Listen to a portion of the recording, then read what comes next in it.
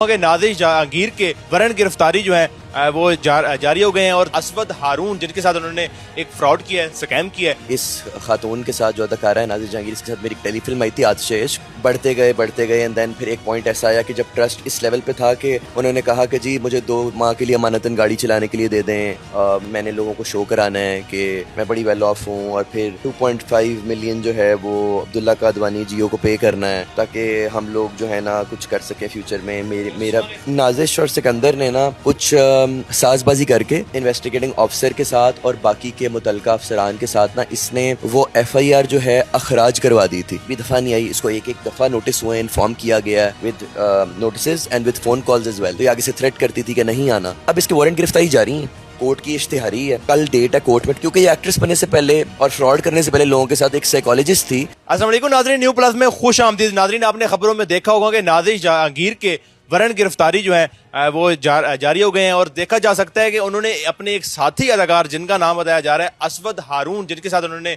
एक फ्रॉड किया है, स्कैम किया है, वो क्या मामला है, वो अदाकार हमारे साथ मौजूद हैं। उनसे तमाम तफसीलात जानेंगे कि आखिर ऐसी क्या वजह हुई कि एक अदाकारा जो है उनके खिलाफ वारंट जारी हो गए। अस्सलाम वालेकुम सर। वालेकुम सलाम सर, कैसे हैं आप खैरियत से? सर? फिलहाल तो ठीक हैं, लेकिन जो हमारे मुल्क का एक प्रोसेस है ना, जो लीगल प्रोसेस है, वो होता स्लो है, लेकिन फिर जैसे जैसे इंसान उसको फॉलो करता जाता है तो वैसे वो कहते हैं ना, slow and steady wins the race. तो बस वही सब कुछ हुआ है। इन लोगों ने बहुत ज़ोर लगाया, पिछले महीने मेरे लिए बहुत स्ट्रगलिंग गुजरे हैं। इन्होंने हर तरह का जो है ना प्रेशर डालने की कोशिश की, लेकिन हम खड़े इंसाफ के लिए, अल्हम्दुलिल्लाह हम पहुंच गए हैं उस फिनिश लाइन पे जहां तक हमने तस्वर किया था। थोड़ा सा आपको बता देंगे क्या क्या चीज़ें जो थी, ज़ाहिर एविडेंस आपके पास सारे मौजूद हैं, को गाड़ी भी है, पैसे भी है, तो क्या क्या? सर जी, ये तो अब खैर पूरे पाकिस्तान को पता है, फिर भी मैं ऑडियंस की थोड़ी सी रहनुमाई के लिए उनको थोड़ा सा अगेन मैं इन्फॉर्मेशन दे देता हूँ। बेसिकली लास्ट ईयर इस खातून के साथ जो अदाकारा है नाजिश जहांगीर, इसके साथ मेरी एक टेलीफिल्म आई थी आतिश इश्क। उसके बाद से हम लोग की एक अच्छी एक आपस में डेवलपमेंट हुई थी ऑफ ट्रस्ट और अ मेंटोरशिप एज कोलीग्स। और उसके बाद फिर उस ट्रस्ट के अंदर जाहिर सी बात है मामले कुछ बढ़ते गए एंड देन फिर एक पॉइंट ऐसा आया कि जब ट्रस्ट इस लेवल पे था कि उन्होंने कहा कि जी मुझे 2 माह के लिए अमानतन गाड़ी चलाने के लिए दे दें, मैंने लोगों को शो कराना है कि मैं बड़ी वेल ऑफ हूँ, और फिर एक प्रोजेक्ट में हम इकट्ठे कास्ट होंगे जिसमें मुझे 2.5 मिलियन जो है वो अब्दुल्ला कादवानी जियो को पे करना है ताकि हम लोग जो है ना कुछ कर सके फ्यूचर में। मेरे भी करियर को जो है वो लाइमलाइट मिलेगी, और आप तो नए आए हो, आपका पहला प्रोजेक्ट है, तो आप जो हैं वो उस चीज़ को आगे लेके चल सकोगे। अब सर मैं तो UK से पढ़ा हूँ, और मैं जो है ना प्रोफेशनली जो है मेरा काम शौकिया है, शोबिज़, पार्ट टाइम शोबिज़ है। ओरिजिनली जो है मेरा अपना बिज़नेस है, और अल्हम्दुलिल्लाह जो है ना मुझे किसी के शोल्डर पे फेम रख के या खेलने की ज़रूरत नहीं है, ठीक है ना। तो मैं उसकी ऑडेसिटी पे ये हैरान हूँ कि वो अभी भी जो है ना इस इंफॉर्मेशन को, इस FIR को, इस केस को, इन लीगल रेमेडीज़ को ये बोलती है कि जी फेक है, मिस इन्फॉर्मेशन है। तो क्या मेरे एविडेंसेस पागल हैं, या मैं पागल हूँ, या अवाम पागल है, या जज पागल है, या फिर अल्लाह माफ़ करे जो इन्वेस्टिगेटिंग ऑफिसर है वो पागल है? इससे पूछें। तो अच्छा, अभी क्या, क्योंकि वारंट जारी हो चुके हैं तो अभी तक गिरफ्तारी अमल में? सर मैं आपको बताता हूँ। बेसिकली जब FI रजिस्टर हुई थी इस पर 420 की, 420 की, तो अब अमूमन कानून में होता क्या है, जब एक क्रिमिनल को गिल्टी कर दिया जाता है ज़िमनी में, जिसको पुलिस की फाइनल इन्वेस्टिगेशन रिपोर्ट बोलते हैं, तो उसके अंदर ना फिर हाई कोर्ट में या सेशन कोर्ट में उस मुजरिम का या मुलजिम का ट्रायल शुरू हो जाता है। उस ट्रायल में क्या होता है कि द जज डिसाइड्स कि कन्विक्टेड या एक्विटेड। कन्विक्टेड है कि गुनहगार है तो जेल जाएगा इतने मंथ से इतने ईयर्स के लिए, या इतनी रिकवरी देगा, और अगर एक्विटेड है तो मीन्स के बाइज्जत बरी है, मीन्स के वो क्लियर हो जाएगा।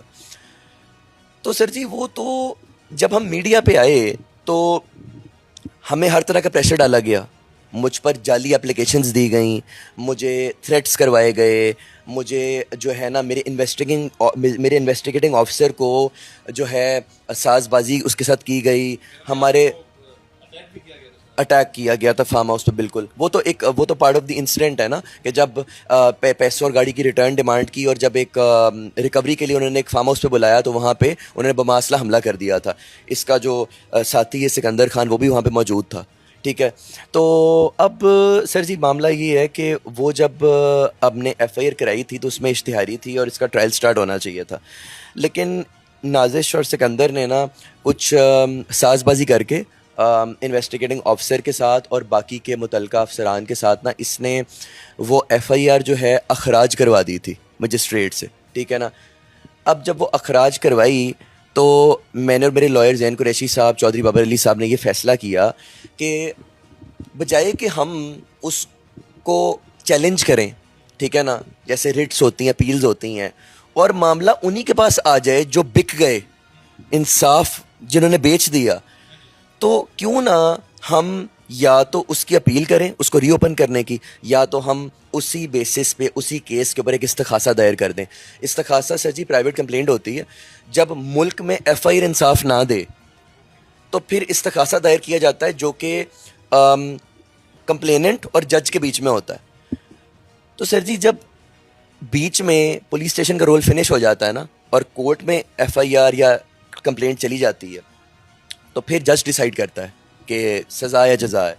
तो अल्हम्दुलिल्लाह वहाँ पे अपने सारे प्रूफ्स दिए, 3 मंथ्स हमने कोर्ट की बैटल लड़ी, हम जाते रहे, ये एक भी दफ़ा नहीं आई। इसको एक दफ़ा नोटिस हुए, इन्फॉर्म किया गया with notice and with phone calls as well.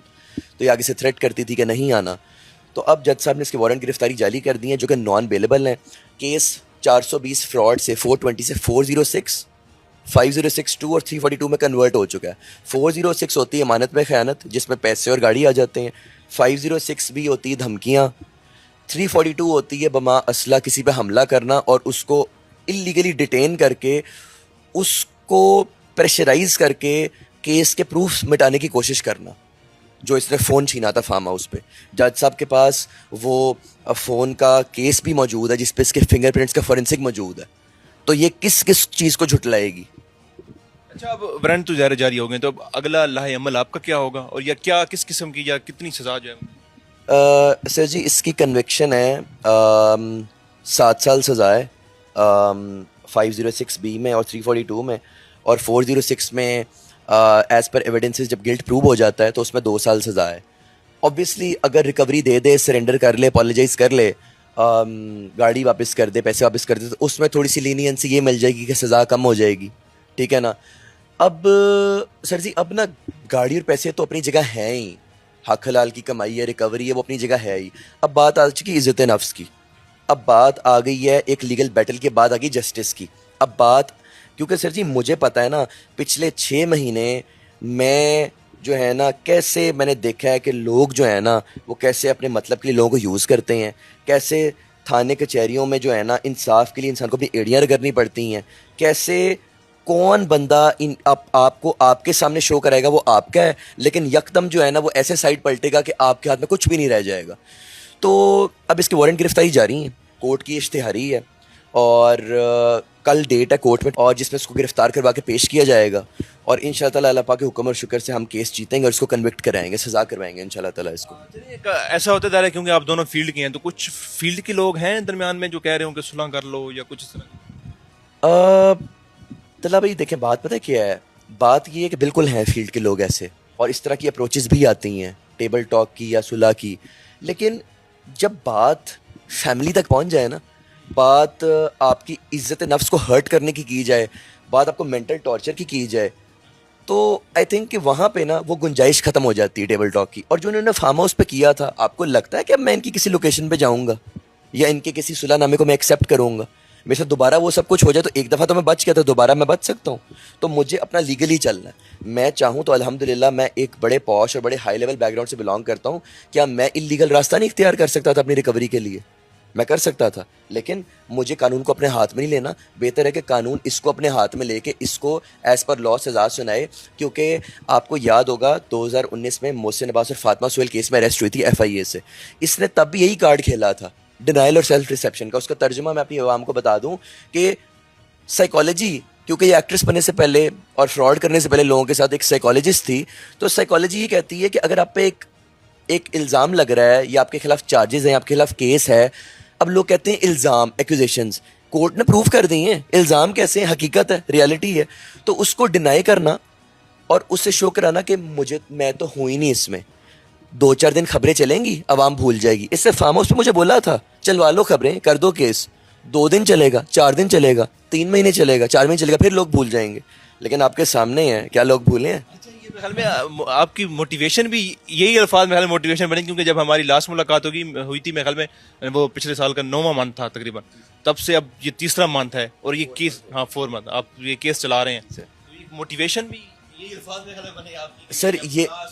Sir ये अल्फाज मोटिवेशन भी बने। फिर मैंने एक चीज़ ये तसव्वुर की, ये सोचा कि अगर मुझे अल्लाह पाक ने नवाजा हुआ है फाइनेंस से या बैकग्राउंड से, एजुकेशन से, या एक अच्छी तरबियत से, या एक अच्छी फैमिली से, तो सर अगर कल कोई किसी और के साथ करती है तो आई थिंक कि ऐसे लोग भी मौजूद हैं हमारे मुल्क में कि जो इन फैक्टर्स की बेसिस पे टुवर्ड्स सुसाइड भी जा सकते हैं, टुवर्ड्स डिप्रेशन भी जा सकते हैं।